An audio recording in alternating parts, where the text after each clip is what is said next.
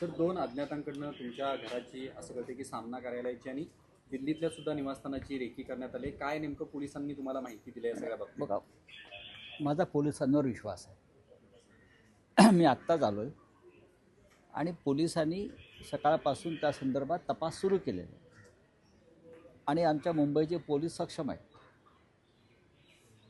पण नवीन सरकार जेव्हा आलं 2.5 वर्षापूर्वी 3 वर्षापूर्वी, त्यानंतर सर्व राजकीय विरोधकांची सुरक्षा व्यवस्था काढून घेण्यात आली. सरकार जरी बदललं असलं तरी सगळ्यांची एकदाच सुरक्षा व्यवस्था काढणं हा अत्यंत निर्घृण प्रकार आहे किंवा राजकीय सुडाचा प्रकार. आमच्या काळात म्हणजे उद्धव ठाकरे राज्याचे मुख्यमंत्री असताना त्यांनी अशा प्रकारचा निर्णय कधी घेतला नाही. त्यात माझी सुरक्षा, माझ्याकडे 1991 सालापासून सामनाचा संपादक म्हणून, सामना हा कायम हिट लिस्टवरती राहिलेलं वृत्तपत्र आहे, सामनाचा संपादक म्हणून मला सुरक्षा व्यवस्था कायम राहिली. केंद्राकडून त्या संदर्भात काही सूचना होत्या. शिवसेनेचा नेता खासदार म्हणून सुद्धा सुरक्षा व्यवस्था असते. पण देवेंद्र फडणवीस म्हणण्यापेक्षा एकनाथ शिंदे मुख्यमंत्री झाले, पण गृहमंत्री फडणवीस होते. आम्ही राजकारणामध्ये आपल्यावर टीका करतो, आमच्या भूमिका मांडतो, म्हणून तुम्ही आम्हाला शत्रू समजता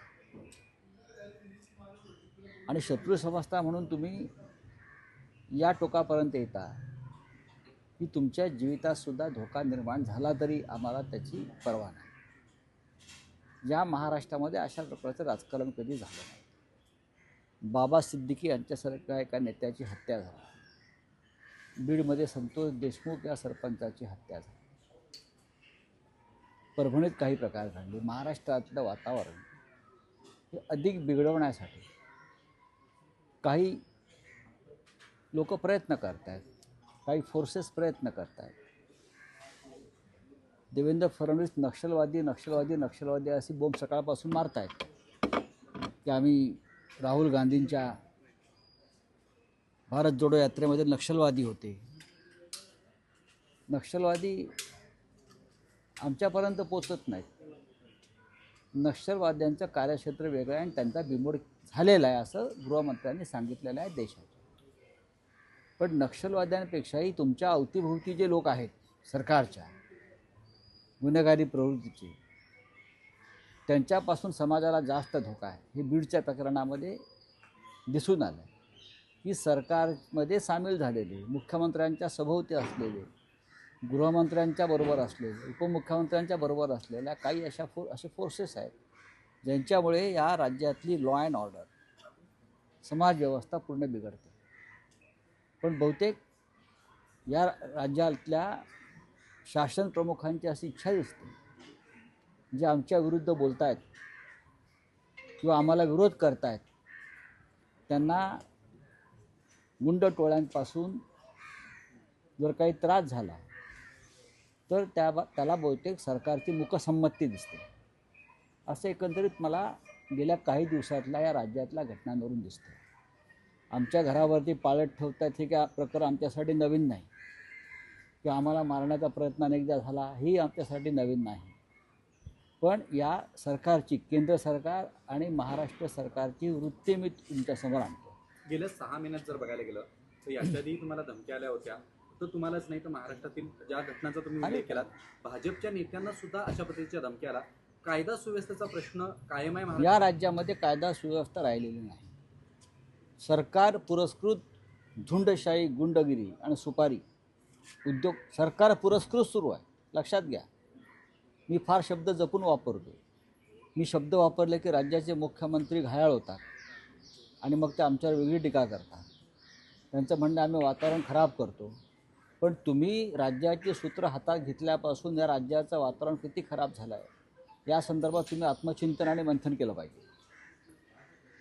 बोलिये सर, ईडीतनं सुटका झाली सुद्धा संजय राऊत बोलत आहेत, त्यामुळे कुठेतरी विरोध सत्ताधाऱ्यांना कुठेतरी पूर्ण बंद करण्यासाठी. मी नुसतं बोलत नाही, मी कामही करतो आहे, माझ्या पक्षाचं काम करतो आहे.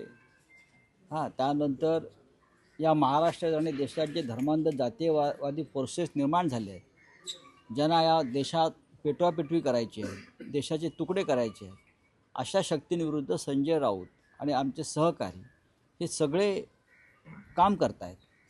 आणि त्याचा त्रास अमित शहाना होतो आहे, नरेंद्र मोदींना होतो आहे, देवेंद्र फडणवीसना होत असेल. पण त्याला माझा नाईलाज आहे.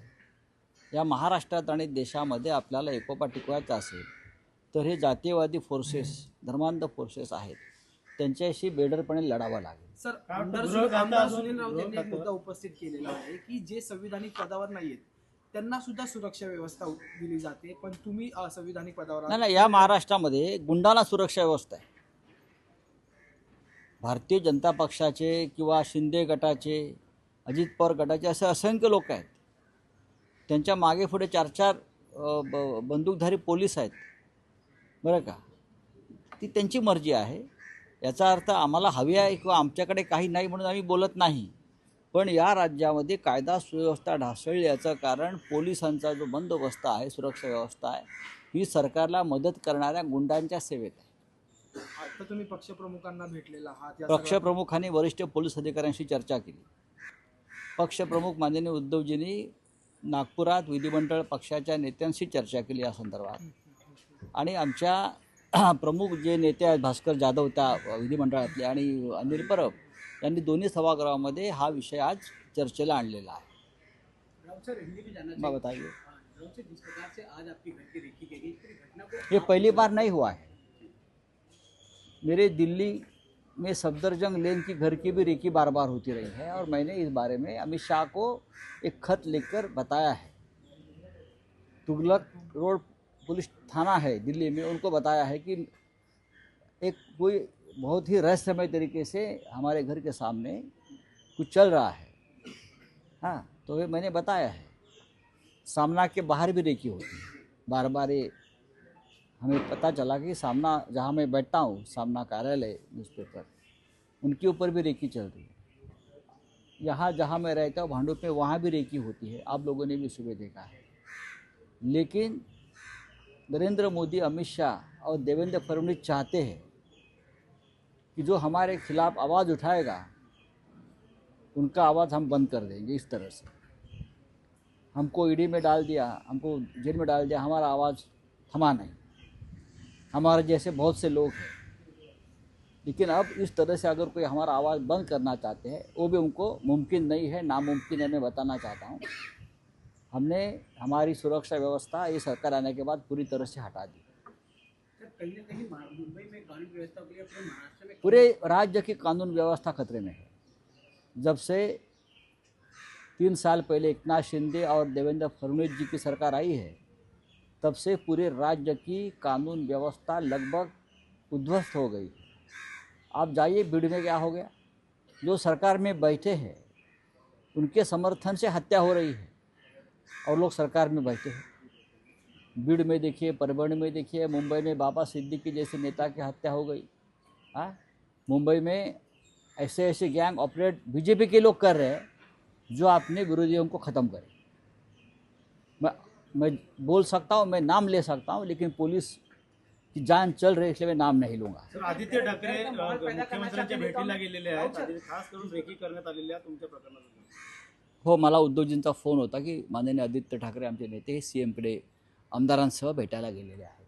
तर गृह खातं अजूनही देखील मिळालं नाही. अनेक खाते वाटप होणं गरजेचं आहे, मात्र गृह खात्यावरनं देऊन अजूनही वाद सुरू आहे, केस सुरू आहे. मला वाटत नाही वाद सुरू आहे. वाद करण्याची हिंमत कोणात आहे असं मला वाटत नाही भाजपसमोर.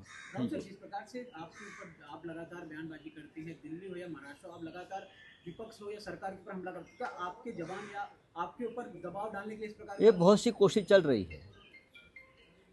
ये हम जो बोलते हैं, हम जो काम करते हैं पार्लियामेंट में या बाहर, वो इसलिए करते हैं कि जो देश की साख है, लोकतंत्र है, वो बचना चाहिए. देश ऐसी फोर्सेस के हाथ में नहीं जाना चाहिए जिसकी वजह से देश के फिर एक बार टुकड़े हो जाए. इसलिए हमारे जैसे लोग हैं पूरे देश में, वो इस प्रकार से हमेशा संघर्ष करते आए और करते रहेंगे. हमारा आवाज़ कोई दबा नहीं सकता, हमारा गला कोई दबा नहीं सकता. हम बोलते रहेंगे. लगता है डर का माहौल है आप लोग के परिवार में? क्यों? हम नहीं डरते कभी. हम डरते नहीं, ये उनका डर है। हम डरते नहीं, हम झुकते नहीं, ये उनका डर है। ये लोग डरते नहीं।